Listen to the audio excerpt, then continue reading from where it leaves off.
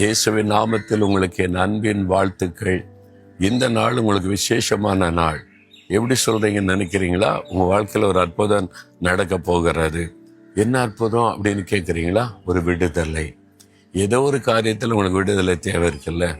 சிலருக்கு பாவத்திலிருந்து விடுதலை வேணும், சிலருக்கு வியாதியிலிருந்து விடுதலை வேணும், சிலருக்கு கடன் பிரச்சனை விடுதலை வேணும், சிலருக்கு பயத்திலிருந்து விடுதலை வேணும், சிலருக்கு இந்த பிரச்சனையிலிருந்து விடுதலை வேணும். உங்களுக்கு ஏதோ ஒரு காரியத்தில் விடுதலை தேவை. உங்கள் வீட்டில் ஏதோ ஒரு பிரச்சனையாக இருக்கலாம், வேலை செய்கிற இடத்துல, ஊழியத்தில் ஏதோ ஒரு காரியத்தில் ஒரு விடுதலை தேவை. ஆமாம், அது என்னை பயமுறுத்திக்கிட்டே இருக்குது, அடிமைப்படுத்திக்கிட்டே இருக்குது, விடுதலை வேணும். ஆண்டவர் சொல்கிறாரு யோவான் 8:36, இயேசு கிறிஸ்து விடுதலை ஆக்கினால் மெய்யாகவே விடுதலை ஆவீங்க.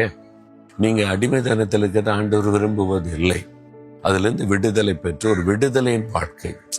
அதாவது பாவம் மன்னிக்கப்பட்டு ரட்சிக்கப்பட்ட சந்தோஷமா இருக்கு, உண்மைதான்.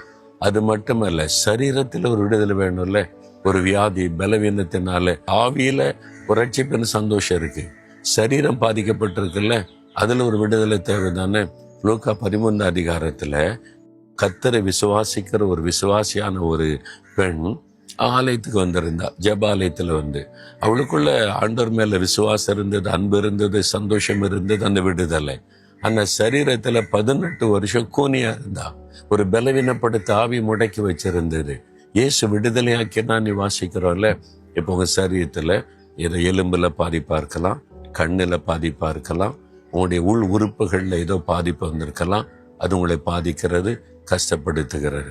அதுலேயும் இயேசு விடுதலை கொடுக்க விரும்புகிறார். நீங்க அதை விசுவாசிக்கணும். பயம், ஒரு கலக்கம், கடன் பிரச்சனை, இந்த தேவை, ஒரு விடுதலை இல்லாம ஒரு பயப்படுகிற சூழ்நிலை. வேலைக்கு போனாலே பயமா இருக்கு, பிசினஸுக்கு போனாலே பயமா இருக்கு, கடன்காரங்க வந்துருவாங்கன்னு பயமா இருக்கு, இவங்க பயமுறுத்துறாங்க. அப்படிப்பட்ட ஒரு வாழ்க்கை வாழ ஆண்டவர் நம்ம அழைக்கல. எப்பவும் சந்தோஷமா மன மகிழ்ச்சியா ஒரு விடுதலையின் வாழ்க்கை. அது எப்படி பெற்றுக்கொள்வது? இயேசு கிறிஸ்து. அதுக்கு தான் அவர் சிலுவையில மரித்தார். அந்த சிலுவையை பார்க்கும் போதெல்லாம் அது ஒரு வெற்றியின் சின்னம், ஒரு விடுதலையின் சின்னம். அதுல இயேசு ஜெயித்துட்டார். பாவத்தை, பிரச்சனைகளை, போராட்டங்களை, பிசாசை ஜெயித்து வெற்றி சிறந்தார். அப்ப நீங்க அந்த சிலுவைக்கு முன்னால, சிலுவையில் அறையப்பட்ட இயேசுக்கு முன்னால எனக்காக சிலுவையில வெற்றி சிறந்தீங்க, எனக்கு விடுதலை கொடுங்க, இந்த காரியத்துல விடுதலை வேணும். நீங்க ஜெபிக்கும் போது கட்டாயம் விடுதலை உண்டாகும். அந்த நோய் மறையும், இந்த பலவீனம் மாறும், அந்த பயம் விலகும், குடும்பத்துக்குள்ள மாற்றம் வரும். இன்றைக்கு ஒரு மாற்றத்தை, விடுதலை நீங்க பார்ப்பீங்க. நீங்க விடுதலையா மன மகிழ்ச்சியா இருக்கீங்களா? யோசித்து பாருங்க.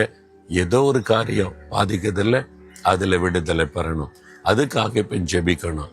உண்மைதான், எனக்கு இந்த காரியத்துல விடுதலை வேணுமேன்னு சொல்றீங்களா? இருதயத்துல கை வைங்க, கண்களை மூடுங்க.